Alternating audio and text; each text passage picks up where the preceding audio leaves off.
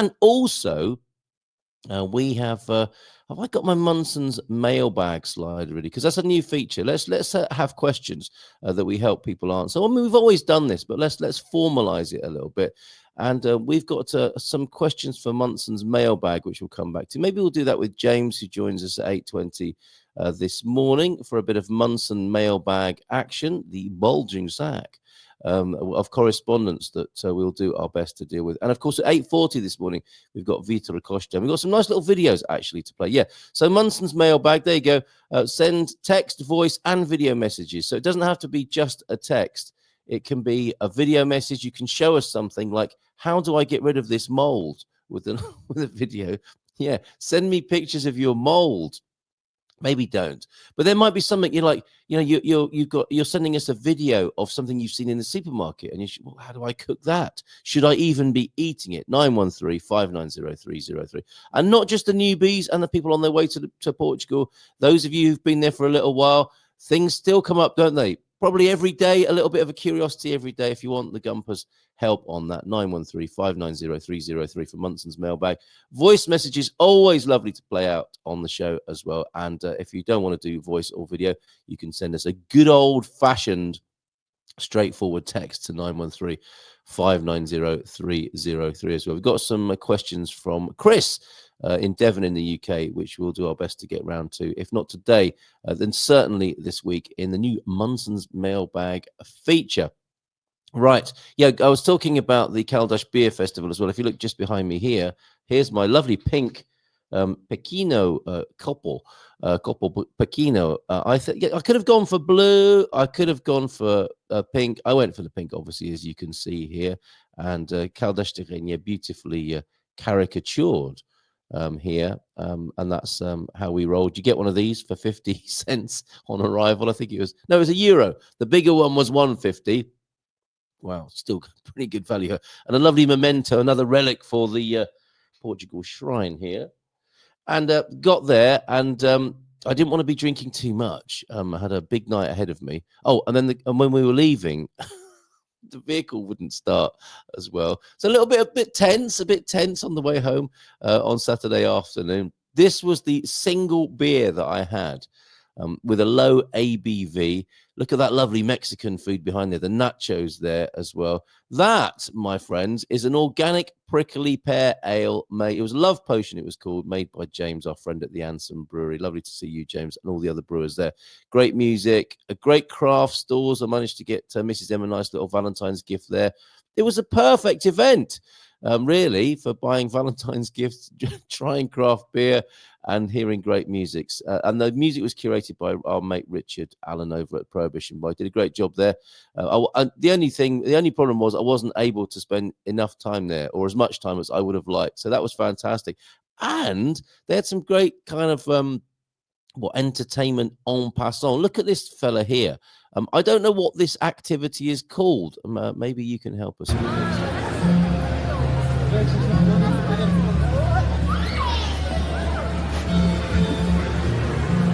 Olá, boa tarde.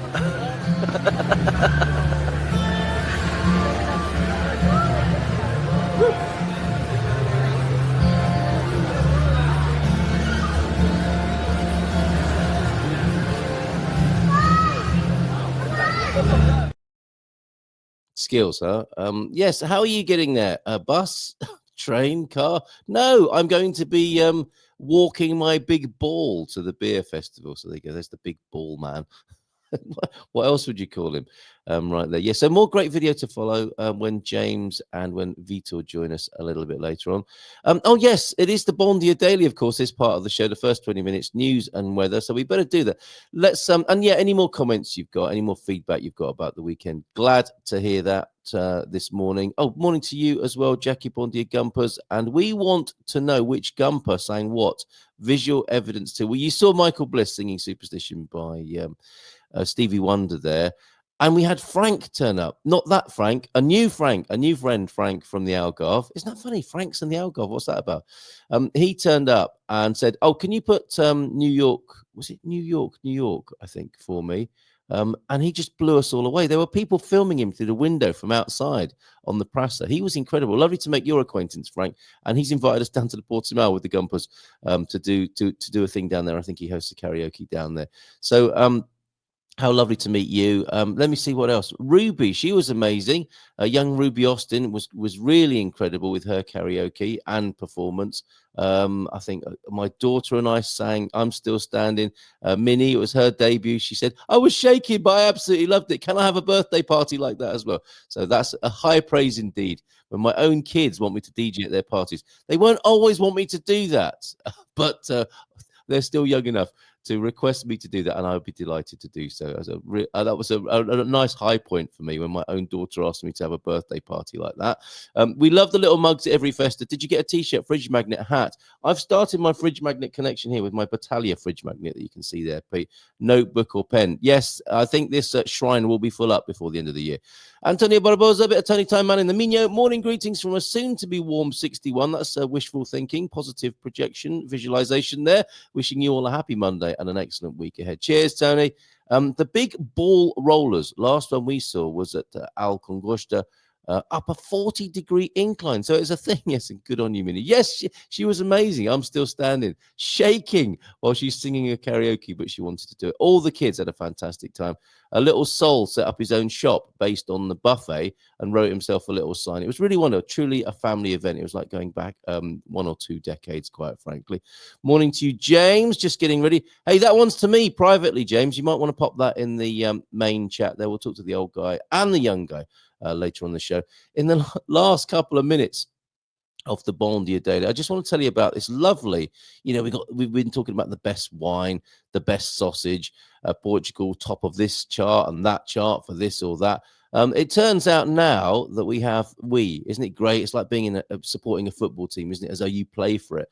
And we are going to take some vicarious pleasure in having a building in a top Portuguese I think it might be a global building of the year 2025. We've got a Portuguese finalist in that. So let's have a look at this lovely building. This is in Comporta, I think, which probably tells you a lot about the wealth and status of the owner of the property. And we can congratulate here. Let me show you. I'll bring it onto the screen for you. Do you like the look of this building? It looks like it's in the desert, actually. I think it's rather nice. Portuguese architect Gonçalo Pires Marques is among the finalists for Is it Arc Daily as architects or Arch Daily's prestigious Building of the Year 25 award, one of the most international recognitions in the field of architecture.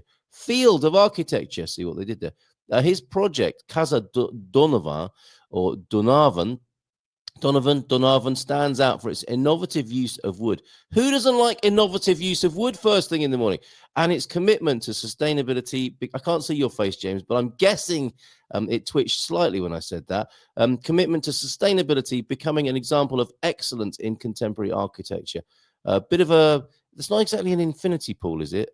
Probably not. But isn't that great how you can be on the sun lounger on that beautiful? Who doesn't like a big deck as well?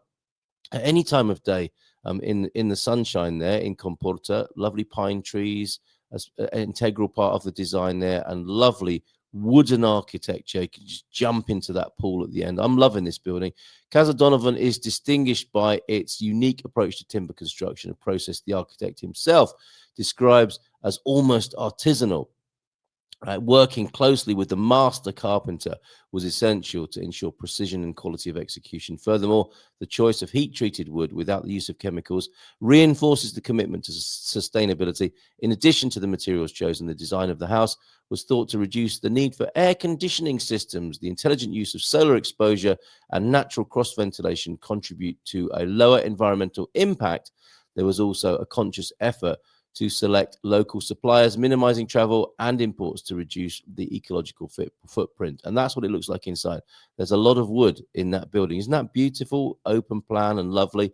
For Gonçalo Pima, the recognition reinforces the position of Portuguese architecture on the international scene. Portuguese architecture is an area recognized among its peers in the world, like few other areas. Well, apart from sausages and wine and cheese, that is. As in Portuguese cinema, it is regularly mentioned and even awarded. In fact, Portugal is the only country in the world with 2 living Pritzker Prize winners, which reflects the quality and influence of our work. Well, there you go. Casa Donovan is now in the final stages of voting of Building of the Year 2025 award. Public can support this Portuguese project by voting through the following link. Well, I better give you that link then in the chat, but well done to the architect concerned. Just whizzing back to his name so we can name check him again. Gonçalo Pires Marques of which architectural practice is that? You'll find out. You'll find out if you go to this link that I'm just putting in the chat now.